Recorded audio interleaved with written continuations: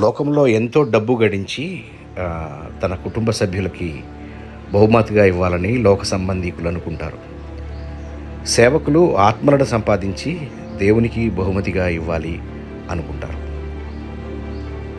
నేరవే machine దేశాలను సంపాదించి ప్రభువుకి బహుమతిగా అర్పణగా ఇవ్వాలనే లక్ష్యంతో సువార్త అందని దేశాలు, రాజ్యాలు, రాష్ట్రాలను, ఎక్కడైతే సువార్త బొత్తిగా లేదో, ఎక్కడైతే దేశం మొత్తం తిరిగినా కనుచూపు మేరలో సంఘము కనపడదో, బైబిల్ కనపడదో, విశ్వాసులు కనపడరో, సండే స్కూల్ కనపడదో, సువార్థికులు కనపడరో, సువార్త కూటములు కనపడవో, అటువంటి ప్రాంతాలను గెలుచుకొని మన ప్రభువుకి బహుమతిగా ఇవ్వాలనే లక్ష్యంతో నేరవే మిషన్ ఆర్గనైజేషన్ స్థాపించడం జరిగింది.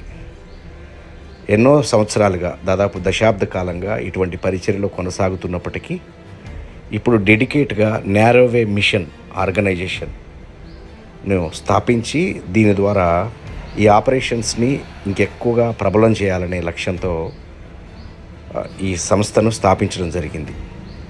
ఈ సంస్థ యొక్క ఉద్దేశం ఏంటంటే, మీ సొత్తు కాదు మీరు కావాలి. హల్లెలూయా.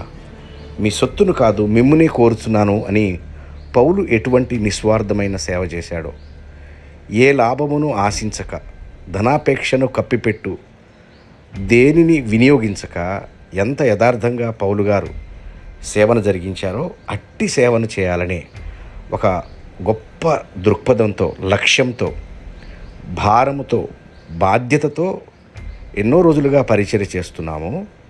కానీ ఇంకా దీన్ని ఎక్స్టెన్సివ్గా ప్రబలం చేయాలని, రాబోయే తరాలకు, ప్రభు రాకడ ఆలస్యమైతే రాబోయే తరాలకు కూడా ఈ మిషన్ ఆర్గనైజేషన్ ఒక ఆశీర్వాదంగా మార్చబడాలని, కేవలం సువార్త ప్రకటించబడని దేశాలు, రాజ్యాలు, రీజియన్స్ని లక్ష్యంగా చేసుకుని మిషనరీలను తయారు చేసి పంపించాలనే ఒక మహోన్నతమైన లక్ష్యంతో ఈ నేరవే మిషన్ ఆర్గనైజేషన్ ఆరంభించడం జరిగింది. మీరు దీని కొరకు ప్రార్థన చేయాలి. ఈ మిషన్ ఆర్గనైజేషన్లో మీరు పాలిభాగస్తులు అవ్వాలి, మీరు పార్ట్నర్స్ అవ్వాలి. Praise the lord. సో కాబట్టి మీరు ఈ నేరవే మిషన్ ఆర్గనైజేషన్ గురించి మీరు తప్పక ప్రార్థన చేయండి.